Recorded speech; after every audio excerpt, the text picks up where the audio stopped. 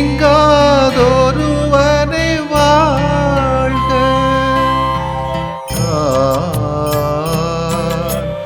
ஒளி பொருந்திய அழியாத ஆன்மா,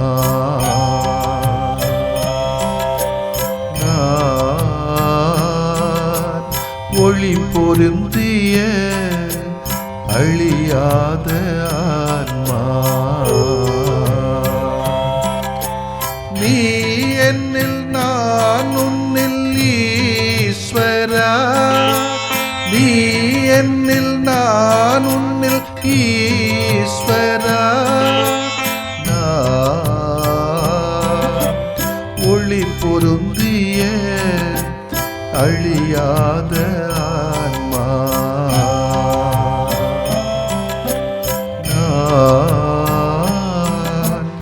ஒளி பொருந்திய அழியாத ஆன்மா.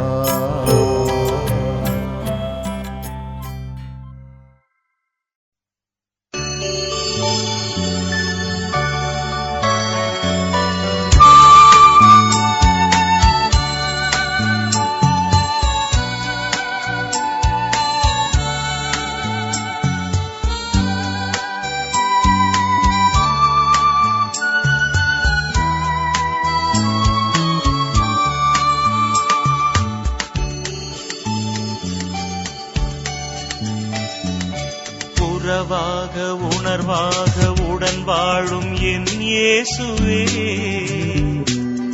உனதன்பின் சுடராக என் வாழ்வை தொடர்கின்றேன் நான். உறவாக உணர்வாக உடன் வாழும் என் இயேசுவே, உனதன்பின் சுடராக என் வாழ்வை தொடர்கின்றேன் நான்.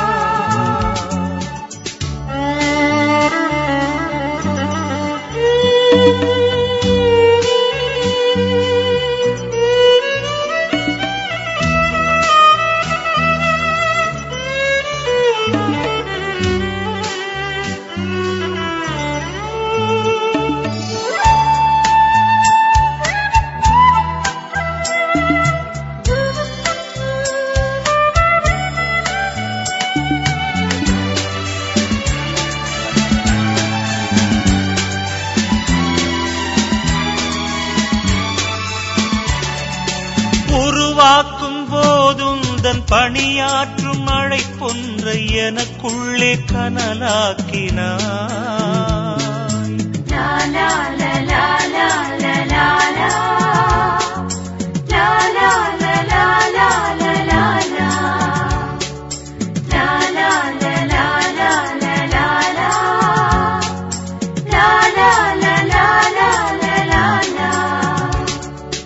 வாழ்வாகும் வழியெல்லாம் விடுதலையின் விதை தூவ உன் வார்த்தை எனில் உரைத்தாயே. லட்சியத்தின் வாழ்வின் இலக்கணமே நீதான், அதற்காக என்னை நானும் தருகின்ற தீதான். உனதாற்றல் நான் கேட்கிறேன், உனதாற்றல் நான் கேட்கிறேன். உறவாக உணர்வாக உடன் வாழும் என் இயேசுவே, உனதன்பின் சுடராக என் வாழ்வை தொடர்கின்றேன் நான். உறவாக உணர்வாக உடன் வாழும் என் இயேசுவே, உனதன்பின் சுடராக என் வாழ்வை தொடர்கின்றேன் நான்.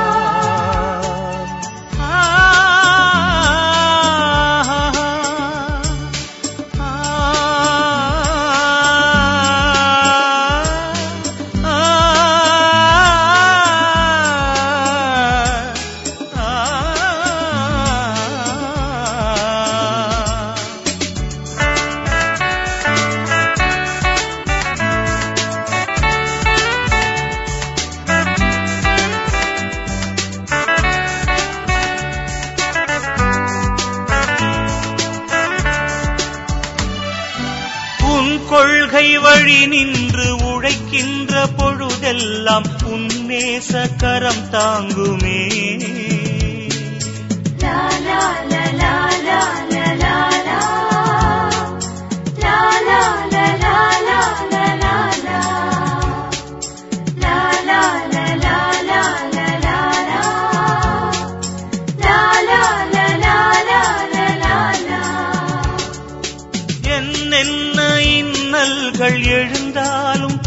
அல்ல உனை நம்பும் என் வாழ்விலே. இழக்கின்ற வாழ்வின் விடைதான் உன் சொந்தம், இறந்தாலும் இரவாது நிலையான பந்தம். உனதாற்றல் நான் கேட்கிறேன், உனதாற்றல் நான் கேட்கிறேன். உறவாக உணர்வாக உடன் வாழும் என் இயேசுவே, உனதன்பின் சுடராக என் வாழ்வை தொடர்கின்றேன் நான். உறவாக உணர்வாக உடன் வாழும் என் இயேசுவே, உனதன்பின் சுடராக என் வாழ்வை தொடர்கின்றேன் நான். மார்க் எழுதிய நற்செய்தி அலகு 16 இறை சொற்றொடர்கள் 15 முதல் 18 வரையிலானவைகள். அக்காலத்தில் இயேசு 11 தோன்றி கூறியது, உலகெங்கும் சென்று படைப்பிற்கெல்லாம் நற்செய்தியை பறைசாற்றுங்கள். நம்பிக்கை கொண்டு திருமுழுக்கு பெறுவோர் மீட்பு பெறுவர், நம்பிக்கையற்றவரோ தண்டனை தீர்ப்பு பெறுவர். நம்பிக்கை கொண்டோர் பின்வரும் அருமடையாளங்களை செய்வர். அவர்கள் என் பெயரால் பேய்களை ஓட்டுவர், புதிய மொழிகளை பேசுவர், பாம்புகளை தம் கையால் பிடிப்பர், கொல்லும் நஞ்சை குடித்தாலும் அது அவர்களுக்கு தீங்கு இழைக்காது. அவர்கள் உடல்நலமற்றோர் மீது கைகளை வைக்க அவர்கள் குணமடைவர். ஆண்டவரின் அருள்வாக்கு. இறைவா உமக்கு நன்றி. கிறிஸ்து இயேசுவில் பிரியமுள்ள சகோதர சகோதரிகளே, உலகெல்லாம் சென்று படைப்பிற்கெல்லாம் நற்செய்தியை பறைசாற்றுங்கள் என்ற வார்த்தைக்கு ஏற்றார் போன்று இந்த உலகத்தில் அதிகமாக பயணம் நடந்து இறையரசு பணியை, நற்செய்தி பணியை, மறைசாட்சி பணியை செய்தவர் பவுலாகத்தான் இருக்க முடியும் என்பது என்னுடைய பார்வை. பவுலின் மனமாற்ற விழாவைத்தான் திரு அவை இன்று கொண்டாடுகிறது. தூய பவுலடியாரின் மனமாற்றம் அவருக்கு மட்டுமல்ல, திரு அவையின் வரலாற்றிலும் மிகவும் முக்கியத்துவம் வாய்ந்த ஒன்று. காரணம், பவுலடியாரின் மனமாற்றத்திற்கு பிறகுதான் ஆண்டவரது உலகம், நற்செய்தி உலகம் அல்லது நற்செய்தி உலகம் முழுவதும் பரவத் தொடங்கியது. திரு அவை இன்னும் அதிகமாக வலுவும் பெற்றது.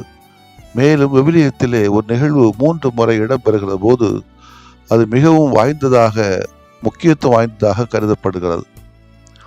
இயேசு தன்னுடைய பாடுகளை குறித்து 3 முறை முன்னறிவிக்கிறார். இயேசுவின் வாழ்வில், மீட்பின் வரலாற்றில் பாடுகள் மிகவும் முக்கியத்துவம் வாய்ந்தது என்பதை இது நமக்கு உணர்த்துகிறது. அதை போலவே பவுலின் மனமாற்று நிகழ்வு 3 முறை இடம்பெறுவதை வைத்து பார்க்கும்போது, அதாவது அது திருச்சபையின் வரலாற்றில் எந்த அளவுக்கு முக்கியத்துவம் வாய்ந்தது என நாம் புரிந்து கொள்ள முடியும். ஆகவே இந்த வேளையில் தூய பவுலடியாரின் மனமாற்ற விழா நமக்கு உணர்த்துகிற செய்தி என்ன என்று கொஞ்சம் யோசிக்கலாம் போல தோன்றுகிறது. ஒன்று, நாம் ஒவ்வொருவரும் மனம் மாற வேண்டும் என்ற செய்தியை அவர் கொண்டு வருகிறார்.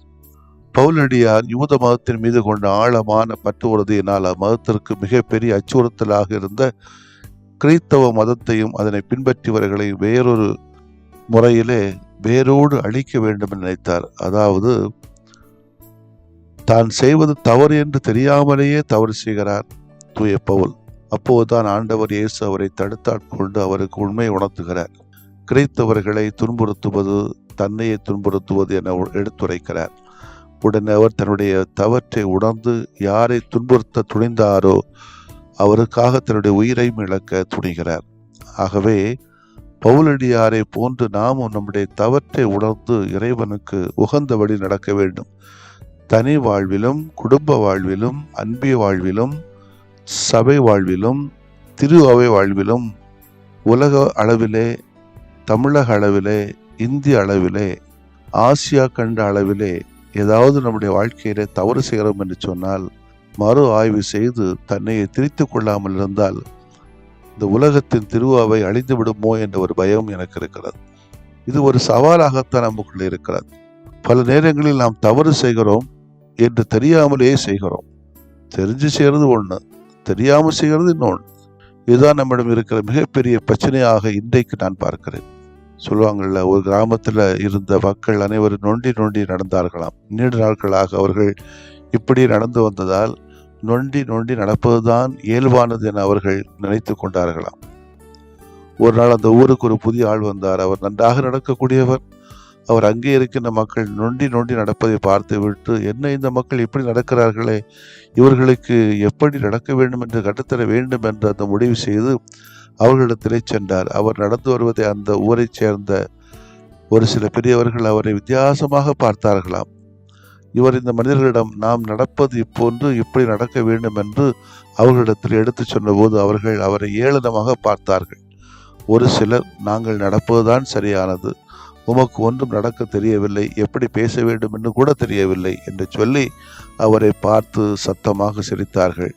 இதை பார்த்து அந்த புதிய மனிதர், நமக்கேடா வம்பு என்று சொல்லி அங்கிருந்து வந்தார். இதுதான் இன்னைக்குள்ள என்னுடைய கதையாகவும் என்னை போன்று பல பேருடைய கதையாகவும் இருக்கலாமோ என்று தோன்றுகிறது. அதாவது தவறு என்று தெரியாமலே செய்து கொண்டிருக்கிறோம். யாரும் சொன்னாலும் திருந்துறாப்பே இல்லை. 2, கிறிஸ்தவர்களில் கிறிஸ்து. பவுலின் மனமாற்றம் நமக்கு தருகிற 2வது செய்தி இது. கிறிஸ்தவர்களில் கிறிஸ்து வாழ்கிறார் என்பதாகும்.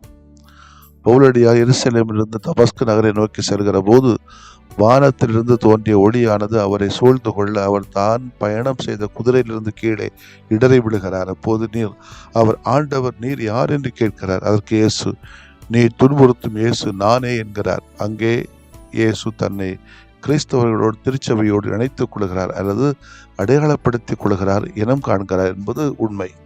நாம் நம்மோடு வாழ்கிற சகோதர சகோதரிகளுக்கு ஒன்று செய்ய அது இறைவனுக்கே செய்வதாகும் என்ற உண்மையை இங்கே நாம் நினைத்து கொள்ள வேண்டும். எனவே தூய பவுலடியார் மனமாற்ற விழாவை கொண்டாடுகிற இந்த நாட்களிலே நாமும் நம்முடைய தவறுகளை உணர்ந்து மனமாறி ஆண்டவர் திருப்பி வருவோம். அதே நேரத்திலே அடுத்தவரில் ஆண்டவர் இயேசு இருக்கிறார் என்ற உண்மையை உணர்ந்து எல்லாரையும் அன்பு செய்வோம். அதன் வழியாக இறையருள் நாம் நிறைவாக பெற வேண்டியிருக்கிறது. இறை வார்த்தையை ஏற்றுக்கொண்டு மனமாற்றம் பெறுகின்றவர்கள்தான் நிலை வாழ்வுக்கு தகுதி பெறுவார்கள் என்று கூறுகிறார் இயேசு. காரணம், இறைவார்த்தை வழி மாற்றம் தான்.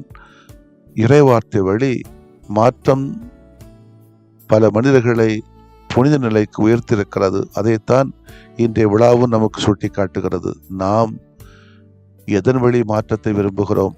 இறை வழி மாற்றமா அல்லது சமூக வழி மாற்றத்தையா? தூய பவுலடியாரின் மனமாற்றத்தை நாம் கொண்டாடுகிற வேளையிலே பவுலடியாரின் வாழ்க்கையின் இந்த நாள் வரலாற்றை மாற்றி அமைத்த நாள். ஆகவே இந்த நாள் மிக முக்கியமான நாள். சிறியதோ பெரியதோ எல்லா மனமாற்றத்திலும் இறைவன் தான் இதை தொடங்கி வைக்கிறார். ஆகவே அவரே அதை முடித்தும் வைப்பார். மனமாற்றம் அறிவு சார்ந்ததல்ல, கொள்கை சார்ந்ததல்ல, கோட்பாடுகளின் மனமாற்றம் அல்ல, உடலில் உடையில் உணவில் உள்ள மாற்றம் அல்ல, இயேசுவோடு உண்டான தனிப்பட்ட நெருக்கமான உறவில் விளைந்த ஒன்று. இந்த உறவை மறுக்க முடியாது. அதன் கவர்ச்சி எந்த ஈர்ப்பை விட மிகவும் சக்தி வாய்ந்தது. அப்படித்தான் பவுலடியார் மாட்டிக்கொண்டார். இத்தகைய மனமாற்றம் யாருக்கும் எப்பொழுதும் எந்த நேரத்திலும் ஏற்படலாம். அதற்கான தகுதி, நேரம், காலம் இல்லை. சந்தர்ப்பம், சூழ்நிலை அவசியம் இல்லை. அந்தஸ்து, அறிவு முக்கியமில்லை. அன்பு சகோதர சகோதரிகளே, இயேசுவின் உறவிலே நாம் மகிழ்ந்து வாழவும் பிறரை மகிழ்விக்கவும் நம்மையும் எதிர்பாராத வேளையிலே இயேசு அழைக்கலாம். வரலாற்றையும் நம்மால் மாற்றலாம். இந்த ஜூபிலி ஆண்டில் நம்மை மாற்றிக்கொள்வோம். ஆமேன். மன்றாடுவோமாக. ஆண்டவராகிய இயேசுவே, பவுலடியாரின் மனமாற்றத்துக்காக உம்மை போற்றுகிறோம். அவராலே தான் திருச்சபை எங்கும் பரவி கத்தோலிக்க திருச்சபையானது. அதற்காக நாங்கள் நன்றி செலுத்துகிறோம். நாங்களும் பவுலை போல மனமாற்றம் பெறவும் பிறருக்கு நற்செய்தி அறிவிக்கவும் அருள்தாரும். ஆண்டவரே, ஆமேன்.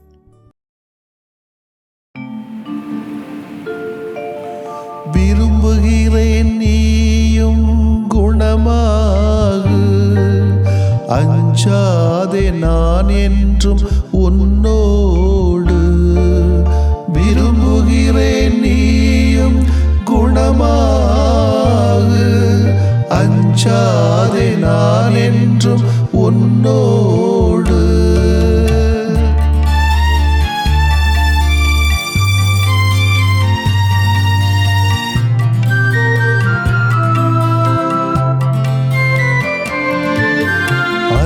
அலையாய் துன்பம் வந்த போதிலும் அரவணைத்து காக்கும் எங்கள் அன்பு தெய்வமே. அலையலையாய் துன்பம் வந்த போதிலும் அரவணைத்து காக்கும் எங்கள் அன்பு தெய்வமே.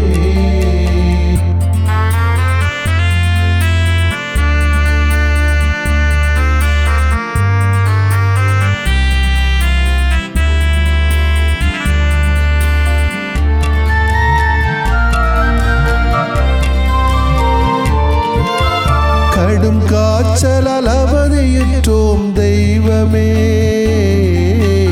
உடல் வலியால் நொந்து போனோம் தெய்வமே. கேட்கும் குரல் கேட்ட மக்கு நலம் தாருமே.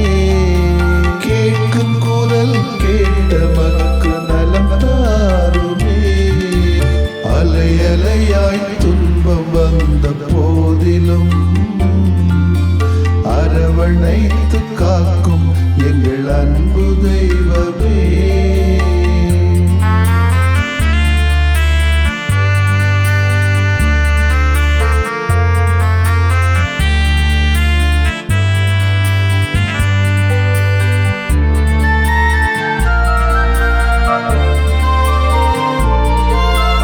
உள்ளம் நிறைவை இழந்து நின்றோம் தெய்வமே. குழந்தையின்றி நிலை குலைந்தோம் தெய்வமே. கேட்கும் குரல் கேட்ட மக்கு நலம் தாருமே.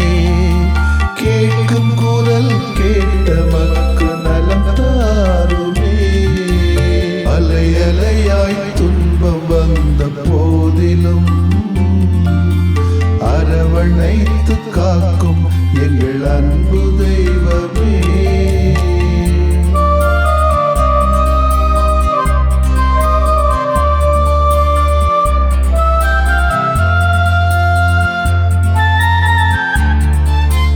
குடிபோதையில் பேதையானும் தெய்வமே. குடும்ப மகிழ்வை குலைத்து விட்டோம் தெய்வமே. கேட்கும் குரல் கேட்ட மக்கு நலம் தாருமே. கேட்கும் குரல் கேட்ட மக்கு நலம் தாருமே. அலையலையாய் துன்பம் வந்த போதிலும் அரவணைத்து காக்கும் எங்கள் அன்பு தெய்வமே.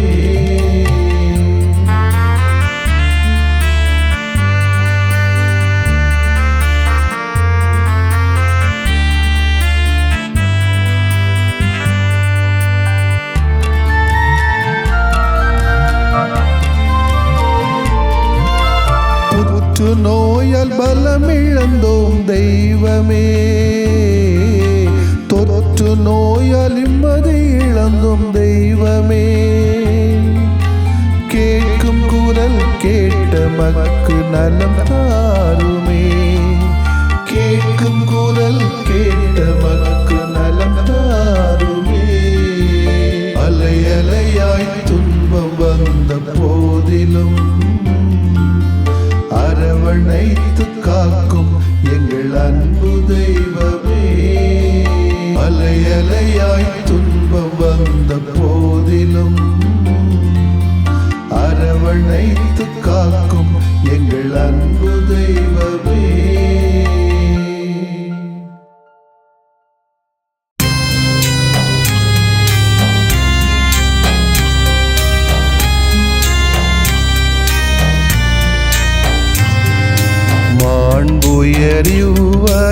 மாண்புயரிவருள்ளடையாளத்தை தாழ்ந்து பணிந்து ஆராதிப்போம்.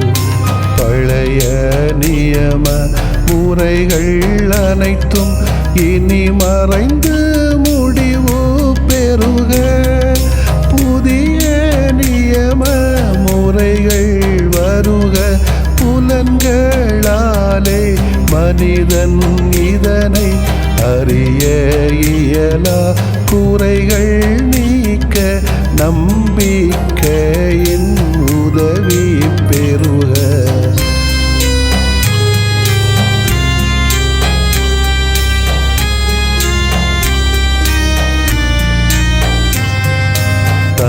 தந்தை அவர்க்கும் மகன் அவர்க்கும் புகழ்ச்சியோடு வெற்றியாக்கும்.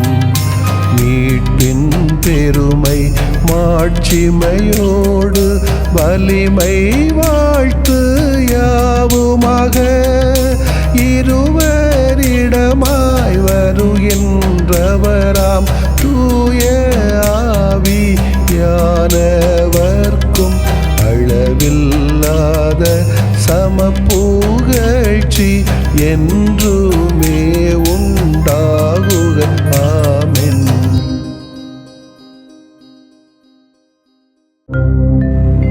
வானின்று அவர்களுக்கு அப்பமளித்தீரே, இனிமையெல்லாம் தன்னகத்தில் கொண்ட அப்பம் இதுவே. மன்றாடுவோமாக. இறைவா, இந்த வியப்புக்குரிய அருளடையாளத்திலே உம்முடைய பாடுகளின் நினைவை எங்களுக்கு விட்டு சென்றீ. உம் திருவுடல் திருரத்தமாகியவற்றின் தூய மறைபொருளை வணங்கும் நாங்கள் உமது மீட்பின் பயனை இடைவிடாமல் துய்த்து உணர்ந்து மகிழ அருள்வீராக. தந்தையாகிய இறைவனோடும் தூய ஆவியாரின் ஒன்றிப்பில் இறைவனா என்றென்றும் வாழ்ந்து ஆட்சி செய்கின்ற உம்மை மன்றாடுகிறோம்.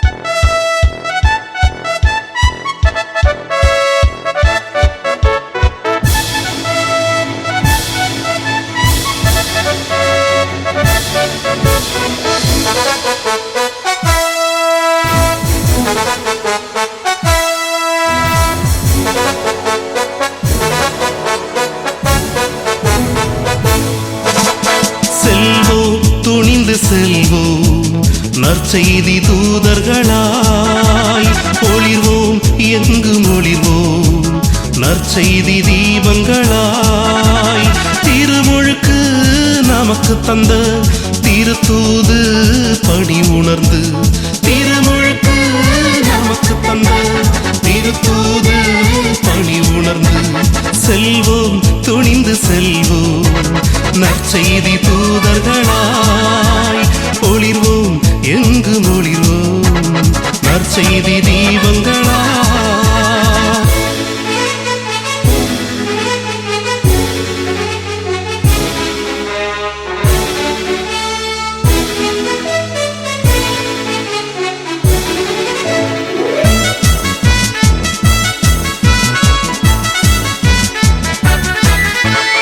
உலகமெல்லாம் சென்று நற்செய்தி அறிவித்திடும் உயர் பணி தந்தார் நம் இயேசு.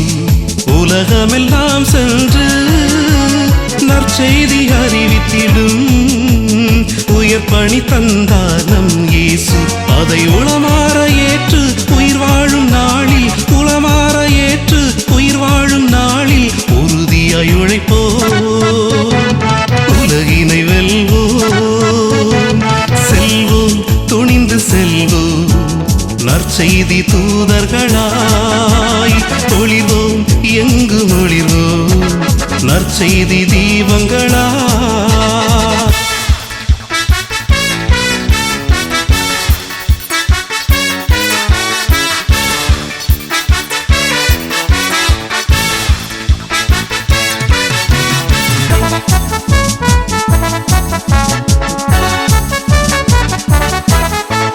இயேசுவின் அருள் வாக்கை இதயமதில் ஏந்தி இந்தியா வந்தார் திருத்தூமா.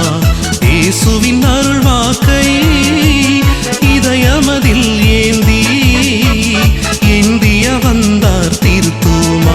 அவர் இறையாட்சி வளர்க்க மறைசாட்சியானார், இறையாட்சி வளர்க்க மறைசாட்சியானார். இறைக்குலம் நாம் உணர்வோம், மறைபணிதனை தொடர்வோம், செல்வோம் துணிந்து செல்வோம், நற்செய்தி தூதர்களாய் ஒளிர்வோம், எங்கு ஒளிர்வோம், நற்செய்தி தீபங்களாய்.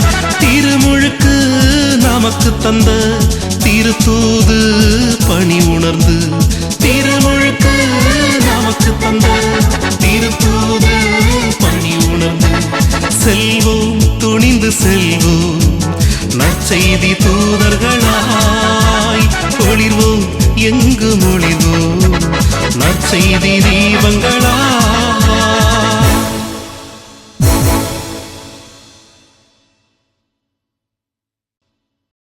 கூறிய